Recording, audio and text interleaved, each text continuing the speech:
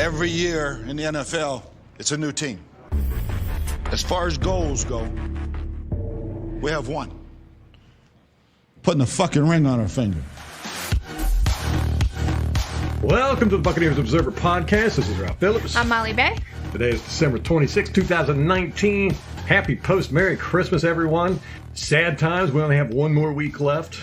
Week 17 against Atlanta is coming up Sunday. And then Black Monday is the following day. Oh, I forgot about that. So we'll see how that goes. No, I don't think we have anything to worry No, about. absolutely not. But around the league. Yeah, especially in the NFC South. We'll see if Atlanta can hold on to their head coach. Heard that Mike McCarthy interviewed for the Carolina Panthers head coach job. Please, God, let him get that job. Please, God, let him get that job. Please, God, let him get that job. And bring Cam Newton back. Oh, my gosh.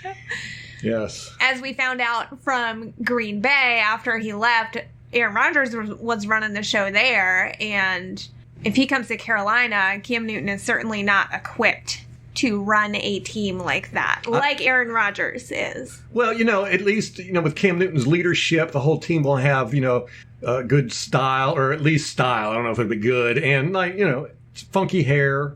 He'll get all that straightened out. That'll be his leadership. The important things in football. That's important to him. All right, got the All-22 film review done for the Houston Texans game. It was very interesting, very, very interesting. But surprisingly, I got the video up on YouTube, and I was actually surprised. It's funny when I do these things. I have no idea how long they're going to be, because after hours and hours and hours of watching it, I can't remember how many video clips I've done and everything. So it's not until I start putting it together that I can see how long it is. And this is one of the shortest ones I've done, but it was one of the more interesting games to watch. So that was very strange. And there was a couple of video clips that I know I did, but they ended up not being in the video. I don't know what happened to them. So, I was doing this. We had family over. A house full of people. So you can hear all in the background, all kinds of noise and stuff. He was trying to do it all day yesterday. Tuesday. Or Tuesday, yeah. Christmas Eve. Couldn't do it. Yeah, it was loud. We had people all in here just making all kinds of noise, and some of the family is rather loud anyhow. But so I did it Tuesday, got most of it done, and then I finished it up today, and I was really surprised. Thursday. Yeah. I didn't do anything yesterday during Christmas, but I was really surprised at how few clips I had, because like I said, it was very interesting. And then I was missing a couple of clips. They just disappeared. Yeah, so I'll talk about those clips here in just a second. All right, do you remember what our summary was in our instant cast? Go ahead, lay it out there. What'd we see? The refs were horrible, and it was a game that we lost. The Houston Texans didn't necessarily win that game. We just kind of gave it away. Okay, after watching the All-22, I'll tell you this, the refs were actually worse than we thought, if you can believe that. I'm not surprised. This is like a quick summary of everything. The refs were absolutely trash. Absolutely trash.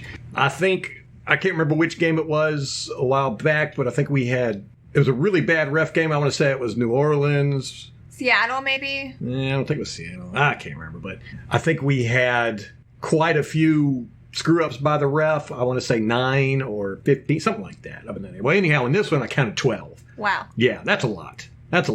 We'll go over them in detail here in a moment. The Texans played with more energy than we did. Oh, interesting. So that was kind of like the New Orleans game. Yes. Where we were very flat, especially the second game. Our defense played well. We know that. The offensive line played well, but they just didn't play with oomph. They did great protecting Jameis. I mean, the few sacks they got, those were Jameis's fault for scrambling around. How many did he have? I think 3. I can't remember. It wasn't a lot. I mean, they were not pressuring him at all. Our offensive line did a great job with that. Donovan Smith just basically totally shut down Merciless. Really? Without a lot of effort. I think Merciless got by him twice. No, only once that I could think of. It might have been twice. But neither one of them really affected the play. Jensen played really well. There was some good blocking. But generally, I mean, we shut their defensive line down, and they did a lot of blitzing. Their number 41, Zach Cunningham, linebacker for Texans, he's good. So is their nose tackle, DJ Reader, number 98. These are two guys we did not pick up on when we watched some of the Texans games. As a matter of fact, the people we thought would be good. Actually, we were totally wrong about their defense, though. Their cornerbacks stuck to our receivers like glue. Jameis Winston had very few open receivers. Almost every pass he threw was in a tight window. Oh, that's crazy. It explains a lot why he threw so many interceptions. Because, I mean, he was just throwing no matter if they were covered or not. Because they were always covered, basically. That's interesting because they're ranked so low as far as passing defense. It makes you wonder if the game plan wasn't good, if they stepped up their play, if our receivers, because we had our number one, number two were out, if our receivers just couldn't get space.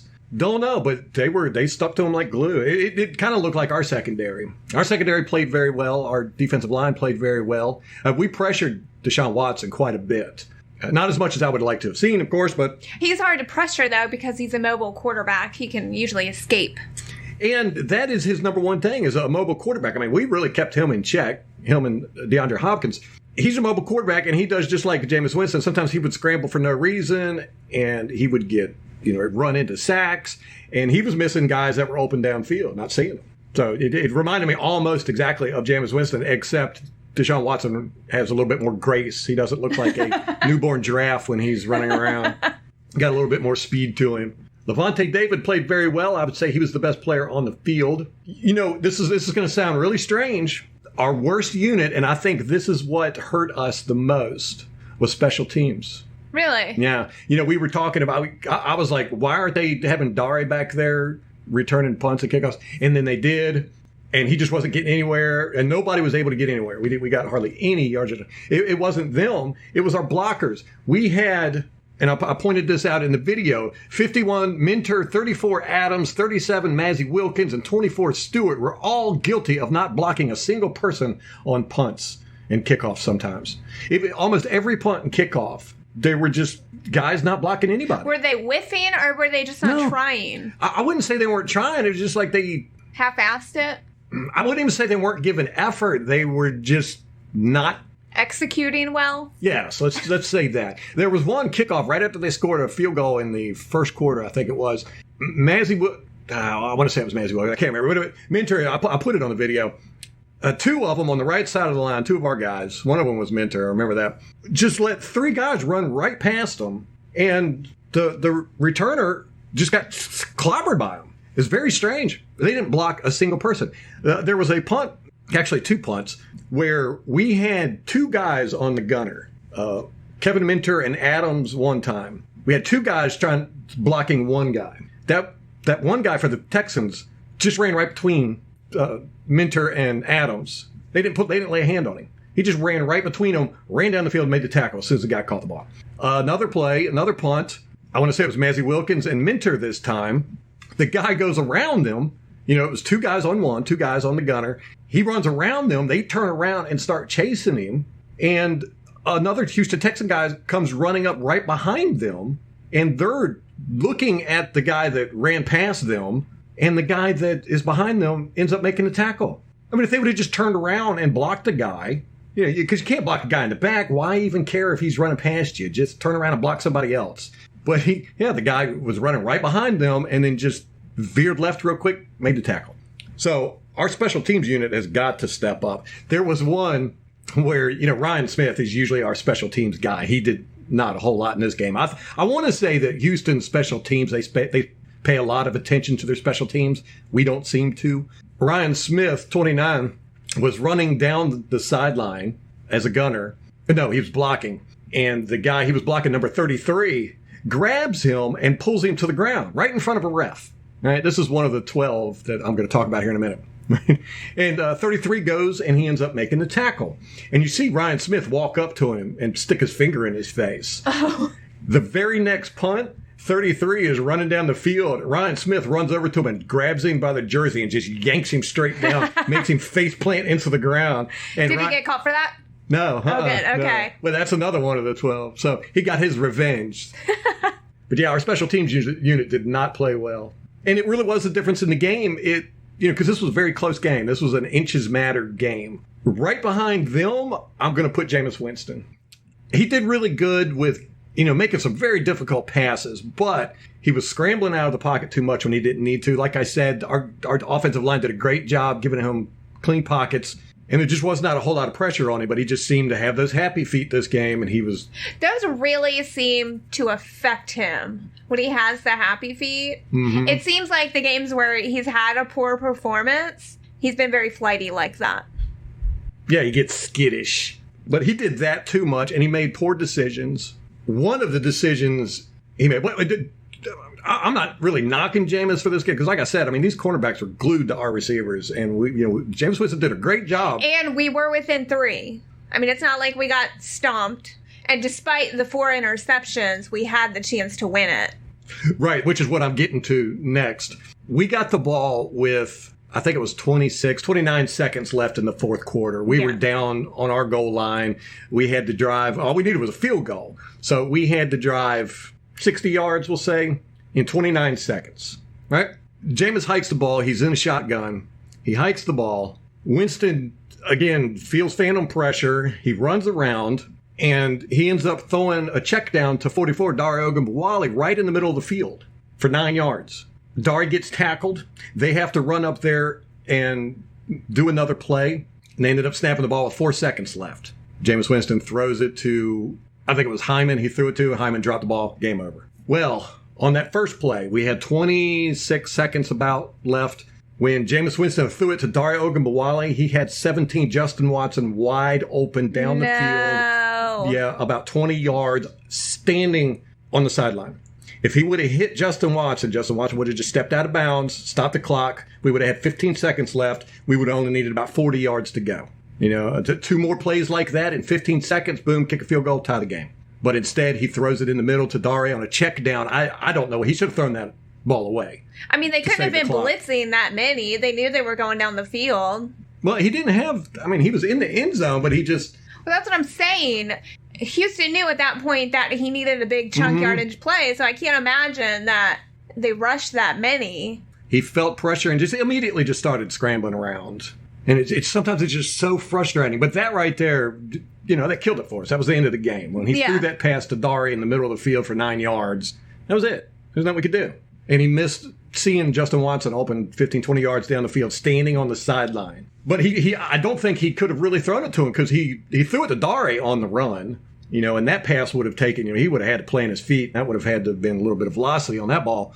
And he didn't even see Watson, I'm sure. So that killed any chance we had. Before that, The series before that was the one where Brate ended up dropping the pass. Yeah, on the 4th and 1. Yes. That one, that was so... Had to be demoralizing. Yes.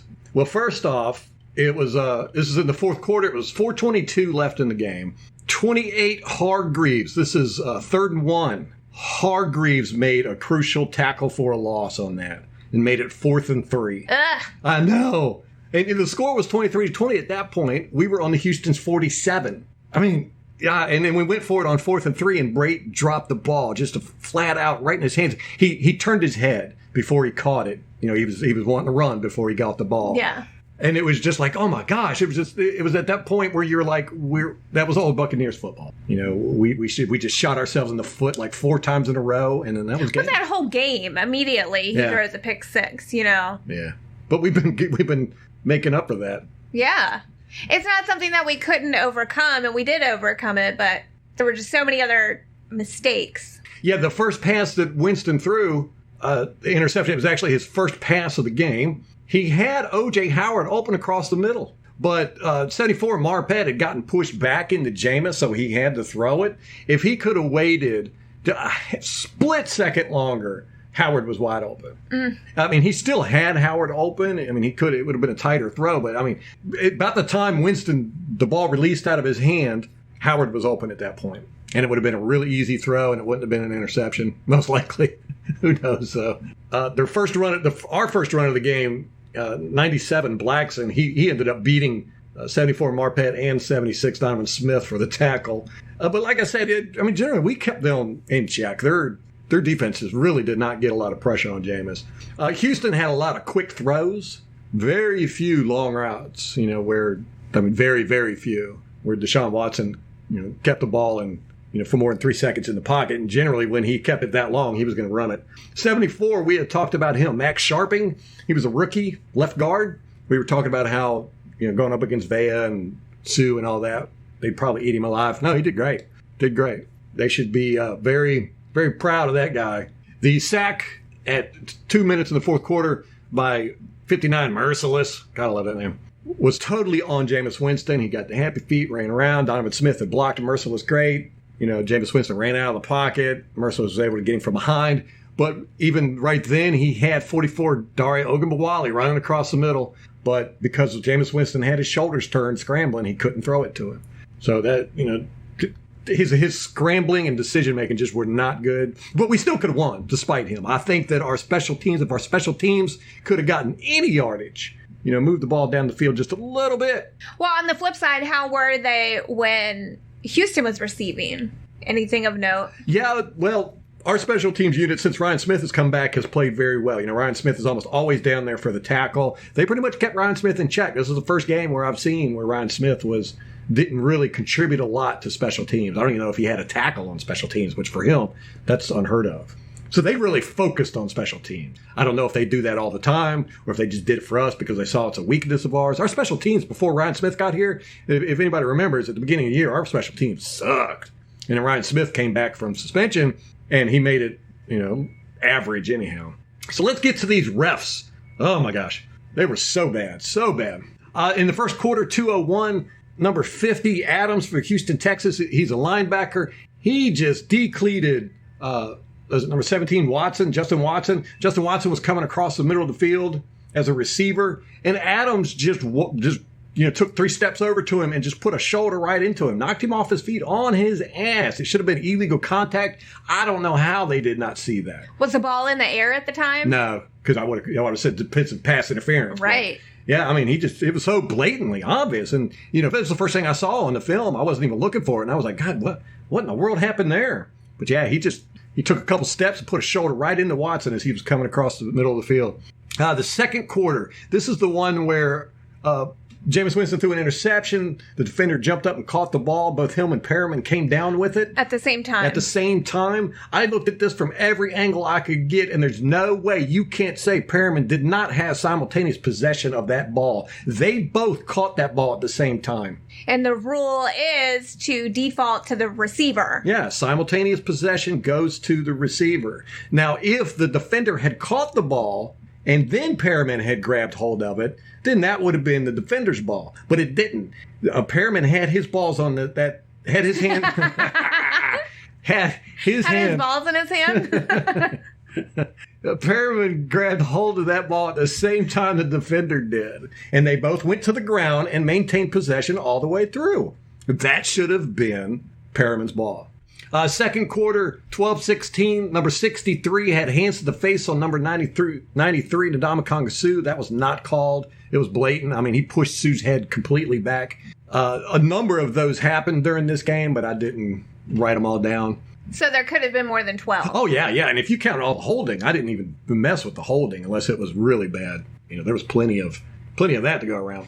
Second quarter, 12:34-29. Ryan Smith, this is the one where he was grabbed and pulled down to the ground by 33 A.J. Moore on a punt. The referee was staring right at them. He actually took his hat off and threw it on the ground because they had both gone out of bounds. How he did not see this is beyond me. Like I said, he blinked right then. These guys blinked. These guys were horrible. But it was so funny because, like I said, the next punt, when they punted, Ryan Smith did the same exact thing to him. Yeah, Ryan Smith ran over to the guy, 33, and kind of pointed at him. And I couldn't tell if he, patted him saying, oh, I'm going to get you back for that one. No, but he did. He got him back, did the exact same thing. That was at the second quarter, 5:21. He did the same thing to A.J. Moore.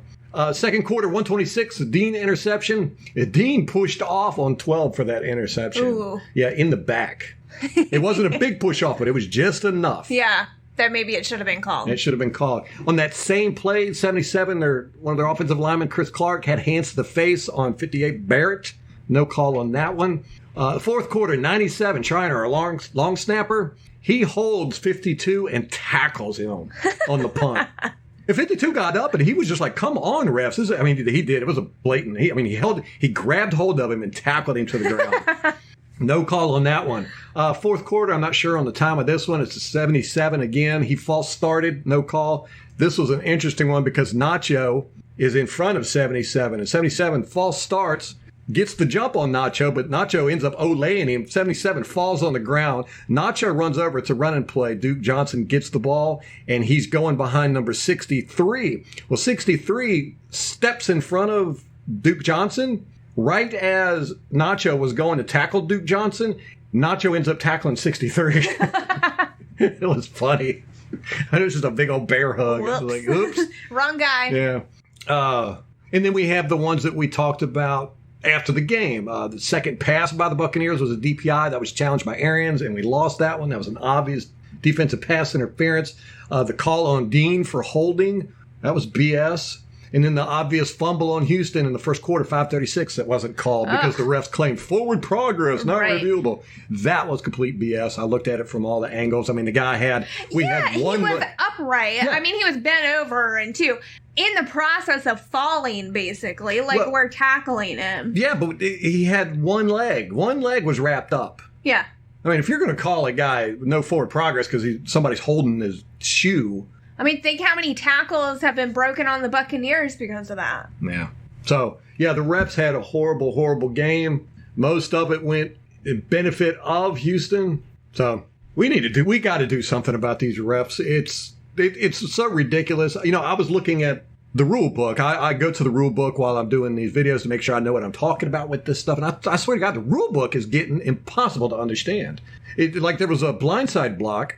Well, I thought it was a blindside block on the last interception that Jameis threw. O.J. Howard was standing there, and a guy comes over and hits him. But the guy that hit O.J. Howard was facing our end zone. And in the rule book, it says you have to be facing your own end zone. I don't know why that makes a difference. I don't know. But it's just the wording in it. I really had to sit there for like 10 minutes and just parse it. And I was like, okay, what? You know, because the pronouns were kind of screwy. You know, it's like legalese, trying to read some legal code. Yeah, and it used to not be this way because every year I go over the rule books to see what's changing and all that good stuff. And, you know, the NFL rule book used to be very simple to read and understand. Now, it's really difficult. A lot of these calls, a lot of these new rules and the add-ons and additions they've done are just really difficult to understand. And I think it makes it extremely difficult for the refs. Way too difficult. And these guys are in charge of, you know, not only enforcing the rules on the field, but they have to babysit these guys. You know, they have to make sure that they're not fighting. You know, used to they would let them fight a little bit more than they do now. And, you know, they have to worry about ejections, whether they should ejection, and then they have to worry about whether their calls are going to get overturned and reviewed and blah, blah, blah, blah, blah, blah. You know, should they let the play go on? Should they blow the whistle? You know, but their first priority is player safety, so they got to blow the whistle if they feel like the play could get dangerous, and then that ends up, you know, it's a fumble. Then everybody gets mad because they blew the whistle too early, and then they have to worry about, you know, players' health and safety, and it's way too much for these refs. It's too much. And we're putting too much power in their hands. We're putting too much responsibility and too much power. And they're changing games. They're changing games. There's no doubt about that. It's always been a problem, but now it's just getting ridiculous. It's way, way, way too ridiculous. They are the third team on the field now, and if they have a bad game, it's a detriment to everybody. So I would like to see. I don't know when the new ref CBA is coming up. I think in 4 or 5 years. They just renewed it. Yeah. How long is it for? 4 or 5 years? I think 7. Oh, God. Jesus, man. We got to do something. We need to do a fact check on that one. Okay. Oh, that reminds me. I had some fact checks and follow-ups. Fact check. Do you? No. Oh. Well, we did them together. All right. It's been a long time since we've done these fact check and follow-ups. I meant to put this at the beginning of the podcast. All right, fact check. Noah Spence was drafted in the second round, not the first, like Molly had said. What? I had said first round. You had said second round. You were correct. What? I'm not going to repeat that.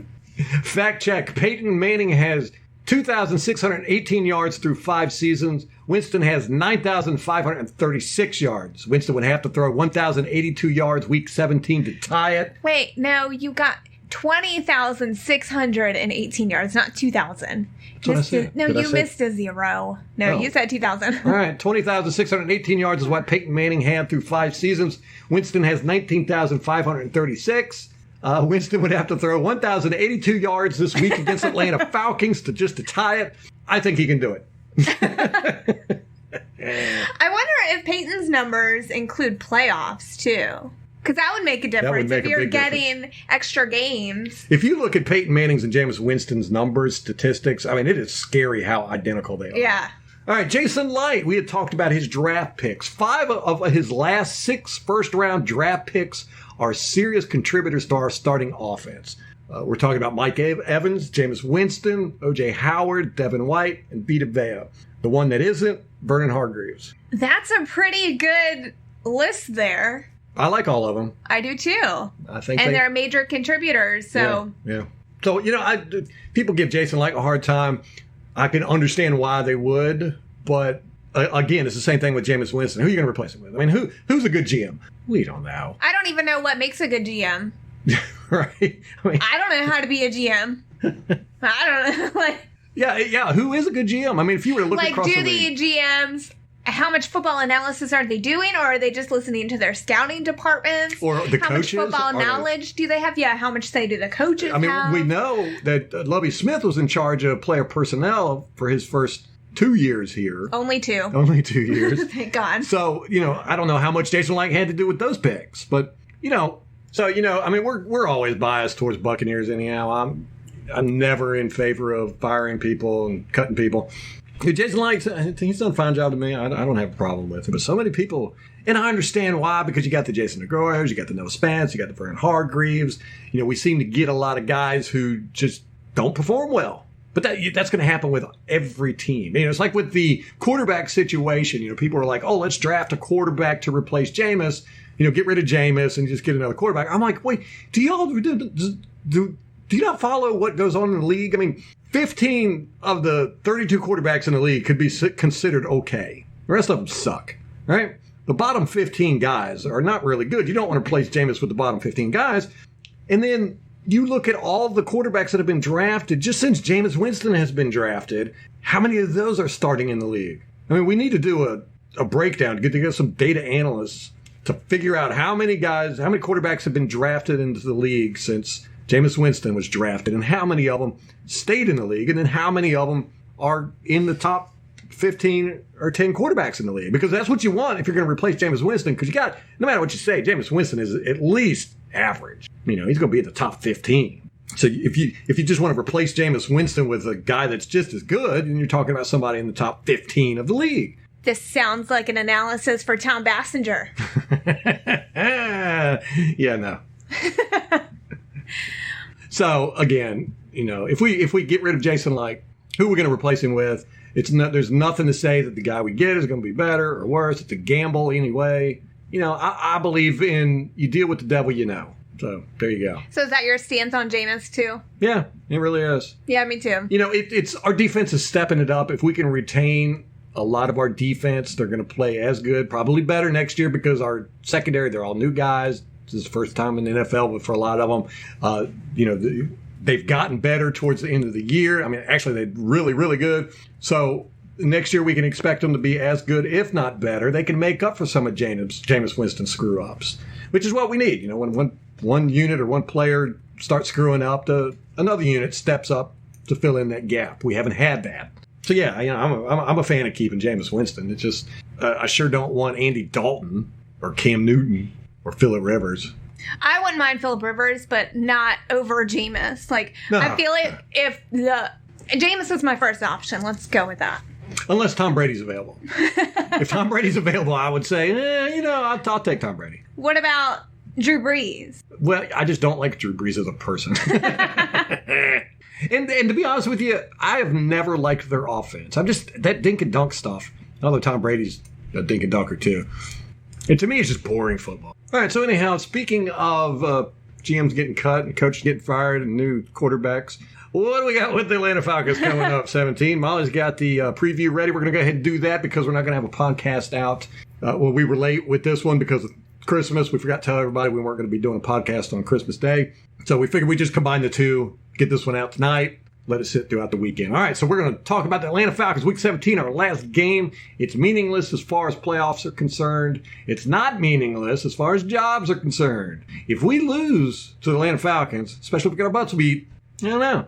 I think you might see some changes in the roster. I think it does really have implications for us. It's got more for the Falcons, because Dan Quinn has been on the hot seat. They started 1-7. He's on a win streak. I think they've gone 5-2 since their bye week, One of those losses was to us. Woohoo! But he hasn't changed some minds. So there are people in the fan base and the public who want him gone still, despite the turnaround mid-season. Coincidentally, that's when he stopped with play calling. That's when they improved. So I'm not sure that that's necessarily a good thing for Dan Quinn, that his play calling was so atrocious that once he stopped, they really made a turnaround. Reminds me of Mike Smith. You know, he's in his 6th season. Next season would be his 7th season.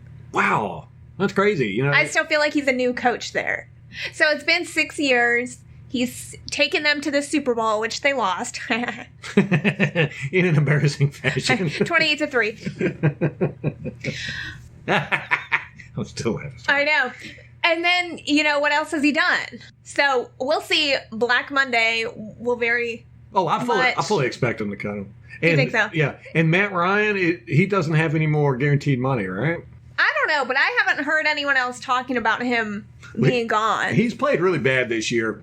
It wouldn't surprise me. I mean, Atlanta Falcons, I'm seeing this across the league where the stands are just really empty, even with good teams.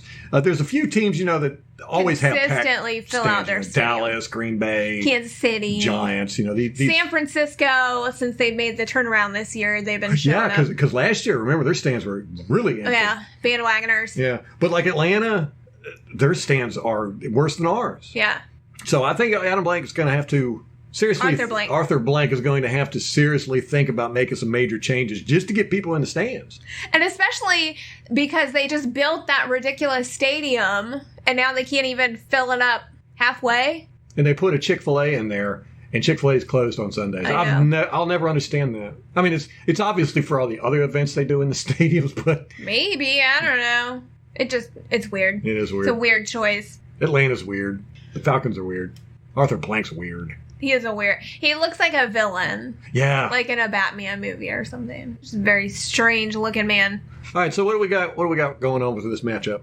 Matt Ryan came out and said on the NFL Network that they are playing for Dan Quinn's job. Wow. And there was another guy, safety Ricardo Allen, who said something similar. Well, good. We can knock Dan Quinn out of the job. I'm expecting to see some interceptions on this one, and I want to see Shaq Barrett get some more sacks. I know. He needs one more sack or a half sack, something to break Warren Sapp's record. He's matched it at this point, right? Yes. He's at 16 and a half. I don't really care if he breaks Warren Sapp's record, but I want him to have go out with a bang. I want him to have the league. Well, you know, I don't know. I don't know if I do or not if I want to have him the league record, because if he doesn't have the league record for the year, that takes a lot of leverage away from Rothenhaus, his agent, asking for more money. You know, if he's got the record on the year, then he can ask for a lot more money. Yeah. He was pretty quiet in that Houston game, surprisingly. Right. Well, we sacked Matt Ryan 6 times when we played him the last time. He had a horrible game when we played him. 23 of 46, 271 yards, 0 touchdowns, 1 interception, a 59.2 rating. Oof. Yeah, so Matt Ryan did not look good. Good stuff. The last time against us. And we held Julio Jones to 68 yards. So with our improved secondary, who's gotten even better since then, so I'm optimistic in that aspect. They want to finish 8-8 just like we do. If they beat, they'll be 7-9. So if they win, they're 6-9. They'll be 7-9. And if we lose, we'll be 7-9. We'll be tied. And at that point, if they beat us, they win second in the division, and we'll be third. Oh, so we're playing for the second spot. We are playing for the second spot of the division. We better win. I know. But the good point about that is, looking forward to next year, if we're third in the division, then that means we play the lesser quality opponents in the NFC. We play the third place people in the NFC North, NFC West, and the NFC East. So I think we're going to be playing the NFC North next year, like the whole division. No, that's right. Yeah. So it would be the NFC West East and West. Okay. So that would be the difference between playing the Seattle? Rams, or Seattle. Right. But, all that's a crapshoot, too, because you don't know who's going to improve next year. Right. Look at how far San Francisco went in a year. Should have been us. It sucks. We played Quan Alexander, the 49ers. They beat us. We played the Carolina Panthers, Gerald McCoy, split series with them, but they humiliated us in London. Then we played the Tennessee Titans with Adam Humphries. They beat us. Then we played the Houston Texans with Vernon Hargreaves. They beat us. So we did not beat anybody that we cut or got rid of this year, except for the Carolina Panthers the first time. That's pretty bad. Yeah. Just thought I'd throw that out there. Debbie Downer. Merry Christmas. Hello. Since we saw Atlanta, they've gone on a 3-game win streak. So they beat the Panthers, the 49ers, and the Jags. Before the Panthers, they played the Saints, who they lost to. The 49ers, that was a crazy game. They were not expected to win that one. No, that was the one where Julio Jones won it. The last second falling into the end zone, barely. I mean, by like 2 inches. Ugh. Makes me sick. But they've averaged 33 points a game in those 3 wins. Matt Ryan has thrown for 825 yards, 6 touchdowns, 2 interceptions. Julio Jones has had 23 catches for 268 yards and 2 touchdowns. And then Devontae Freeman has had 127 yards and 2 touchdowns. Is that combined or is that average? That was Devontae Freeman against Jacksonville last week. Oh, okay. Ooh. Jacksonville, there's a shit show. I know.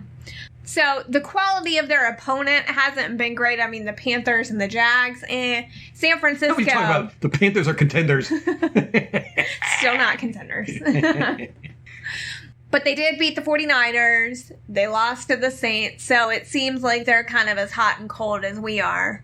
I am worried about our receivers, though, because the first matchup against Atlanta, Godwin had 184 yards and 2 touchdowns. He went 7 of 8. Mike Evans, on the other hand, he went 4 of 8 for only 50 yards. So they neutralized Mike Evans. Chris Godwin really lit it up, and now we don't have either one of them. So I like Perriman and Watson. I do. Yeah, I did too. They really showed up, and O.J. Howard, he had some good catches. Yeah, he dropped a couple too. Yeah, and then Brait, of course, with the 4th and 1 drop. Oh, that's so unlike him. I know. We haven't swept Atlanta since 2015. 4 years? Yep. Now's the time to do it. Now is the time. Let's get their coach fired.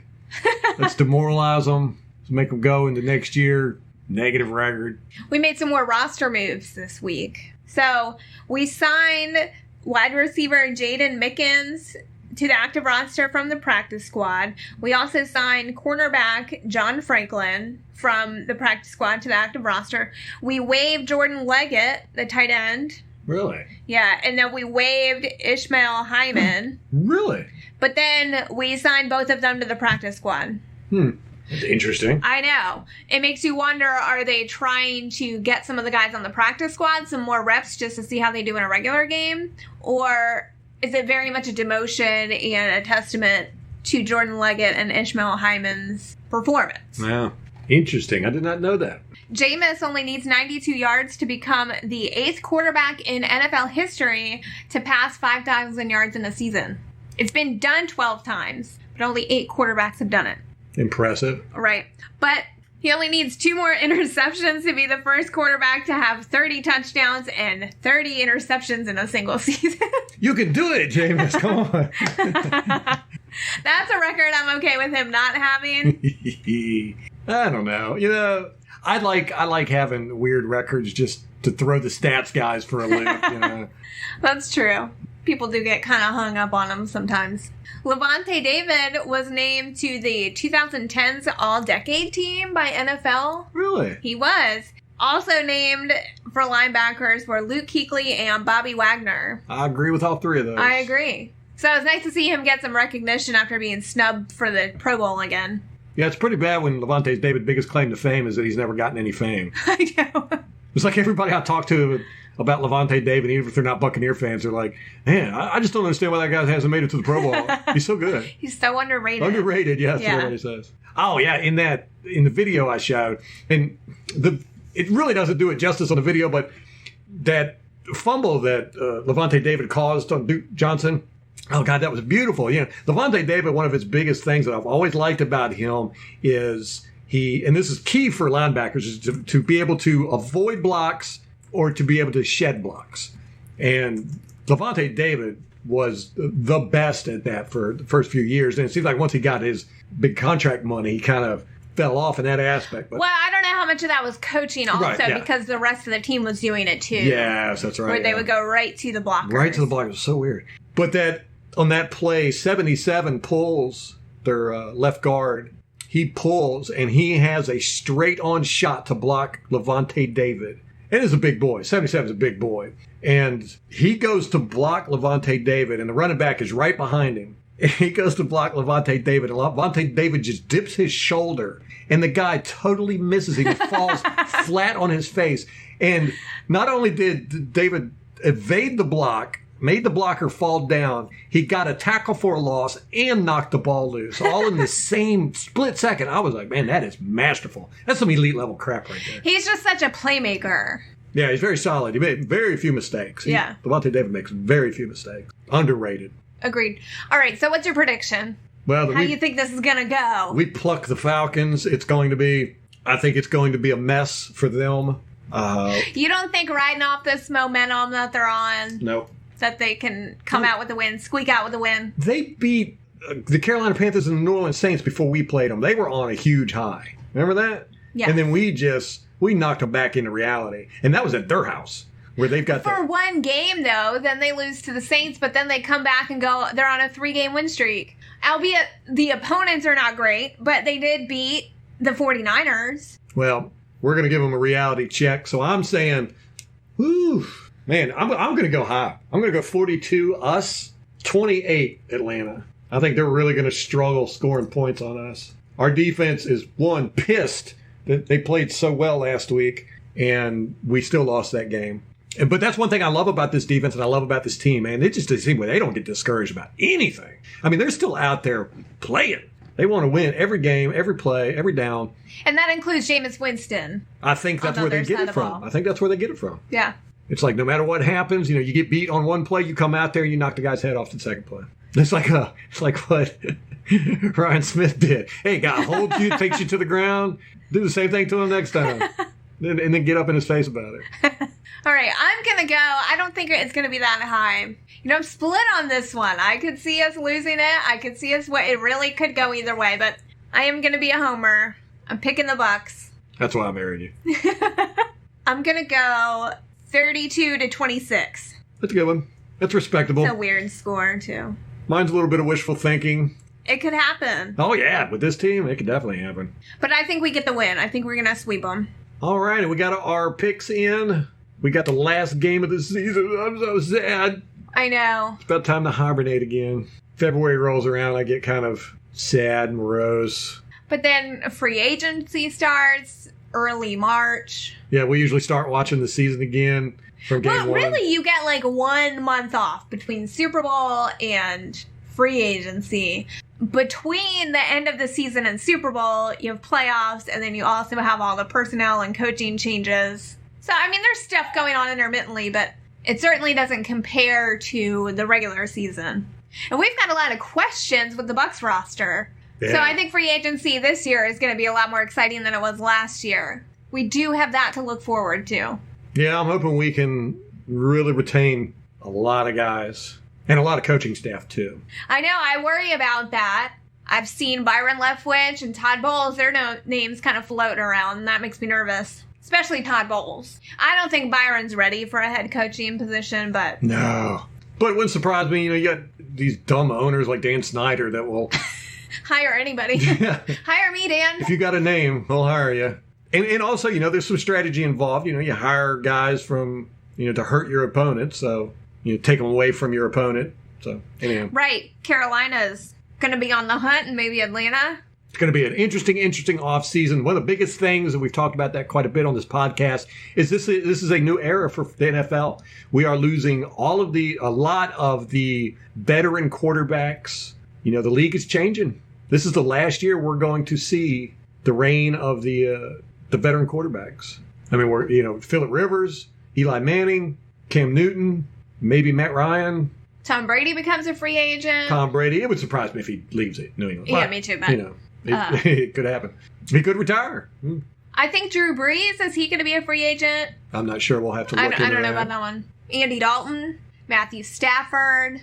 I don't know what's going to happen there. Flacco, he's Yeah. gone. He's out of the league. I mean, he's a perennial backup, if anything, now. They told him he was injured. He hasn't played since. They told him he was injured. Your performance is so bad, we're designating you injured. No, he was talking shit about the coaching. Oh, that's right. Yeah. Yeah. And next week, he mysteriously ended up on the injury report. Speaking of which, I didn't go over the injury report for the game. Let me do that real quick. Now, Wednesday, they didn't actually practice, but they did designate people on the injury report based on whether they thought they would have practiced had there been practice. Atlanta did the same thing, so I guess it's common practice to do so. The Bucs have Bo Allen hasn't practiced all week. Alex Kappa has an elbow injury. He's been full participation all week. Carlton Davis has an ankle. He's been a full participant. DeMar Dawson, he would not have practiced on Wednesday. It was not injury related. I think it's the Veterans Day. But he was a full participant on Thursday. Matt Gay has a back injury, so he would have been limited Wednesday, but a full participant on Thursday. That's from trying to tackle. I think so. William Golston has an ankle injury. He would have been limited Wednesday, but was a full participant Thursday. Chris Godwin hasn't practiced all week, so we probably won't see him. Tanner Hudson, with his concussion, he's been a full participant all week, so maybe we'll get to see him on Sunday. Ryan Jensen has that elbow injury. He's been a full participant all week. JPP, this was not injury related, would not have participated Wednesday, but was a full participant Thursday. Donovan Smith has an ankle and knee injury. He was limited all week. And Jameis Winston with the thumb and knee injury, he would have been limited Wednesday, but he practiced fully on Thursday. On the Falcons side of the ball, safety Ricardo Allen has a shoulder and knee injury. He was limited Wednesday and Thursday. Defensive end Alan Bailey with a hand injury didn't participate Wednesday, but was limited Thursday. Running back Kenjon Barner with a shoulder and hip injury was limited all week. Guard Jamon Brown has an illness. He hasn't participated all week. Devondre Campbell, linebacker, not injury related, did not participate on Thursday. Defensive end Adrian Claiborne, ex-Buccaneer, has a knee injury and hasn't practiced all week. Julio Jones has a knee injury. He did not participate Wednesday, but was limited Thursday. Center Alex Mack, this was not injury related. He missed Thursday. And then defensive back Brandon Powell has a wrist injury and was limited on Thursday. So their injury report isn't too bad. It's actually longer than ours. Or no, ours is longer than theirs, so. There you have it. I think the shorter injury list on the Falcons part does show that maybe the team hasn't quit. We'll find out. No, I wouldn't say there's any quit in this team, for sure. All right, so we got that all done. Got it all taken care of. Let's try to fill up those stands Sunday. Last chance for the season. Go out with a bang. Clip the wings of the Falcons. Let them ruminate over it all offseason. And let's go into our offseason with positives. It was a 500 record. Second in the division, yo. That's right. We want this. We need it.